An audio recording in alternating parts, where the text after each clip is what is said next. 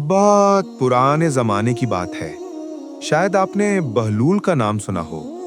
वो एक हकीम, हाजिर जवाब और निहायत दाना इंसान था। उसकी हिकमत और जीरकी के किस्से बगदाद के लोगों में मशहूर थे।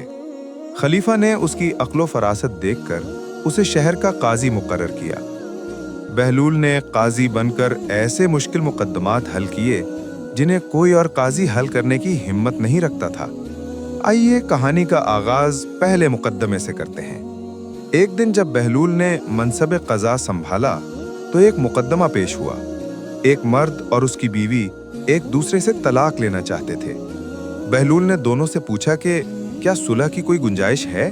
दोनों ने नफी में जवाब दिया और कहा कि वो एक दूसरे से तलाक लेना चाहते हैं। बहलूल ने मुकद्दमे को आइंदा महीने तक मुअख्खर कर दिया ताकि शायद वो अपने फैसले पर दोबारा गौर करें।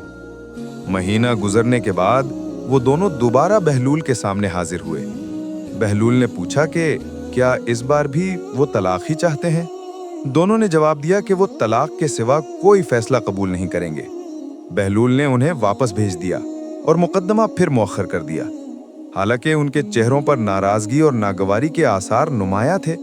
ये अमल कई बार दोहराया गया लेकिन सूरत हाल में कोई तब्दीली ना आई।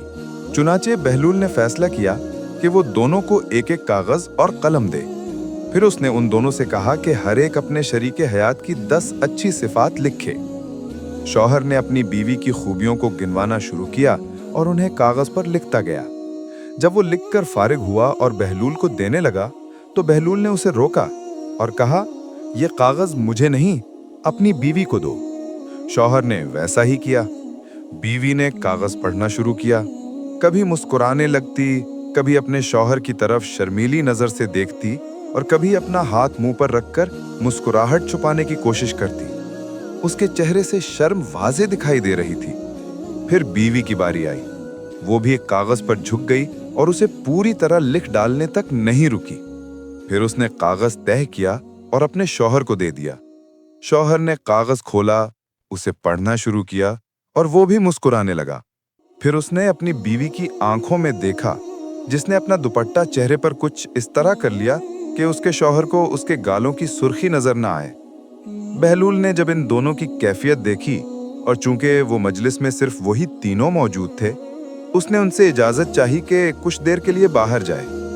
वो बाहर चला गया। जब वो वापस आया तो उन्हें आहिस्ता आहिस्ता एक दूसरे से बातें करते पाया। बहलूल ने कहा, अब तुम दोनों जा सकते हो। कल मैं तुम्हें दोबारा बुलाऊंगा और वो फैसला सुनाऊंगा जिस पर तुम राजी होगे। दोनों राजी होकर चले गए। अगले दिन दोनों बहलूल के पास लौट आए। बहलूल ने पूछा, क्या तुम दोनों तलाक के ऐलान और उसकी तहरीर के लिए तैयार हो। दोनों ने एक ही आवाज में जवाब दिया, नहीं ए काजी बहलूल, अब हमारे दरमियान कोई मसला बाकी नहीं रहा है। हमने अल्लाह के फजल से सब मसाइल हल कर लिए हैं।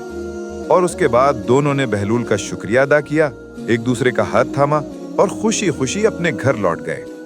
हमारी कहानी खत्म होती है। उम्मीद है कि ये कहानी आपको पसंद आई होगी। अपनी कीमती राय और हमायत का इजहार चैनल को सब्सक्राइब करने और वीडियो को पसंद करने के जरिए करें। इंशाअल्लाह अगली हिकायत में दोबारा आपकी खिदमत में हाजिर होंगे। वीडियो देखने का बहुत बहुत शुक्रिया।